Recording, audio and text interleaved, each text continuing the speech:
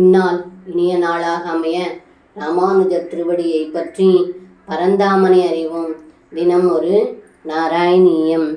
பிரமாதத பிரவிசதி பன்னகோதரம் க்வதத்தனோ பசுபகுலே ஸ்வாத்சகே விதன்னிதம் த்வமபி விவேசித பிரபோ சுக்ருஜ்ஞனம் விஷரணமாசுரக்ஷிதும்.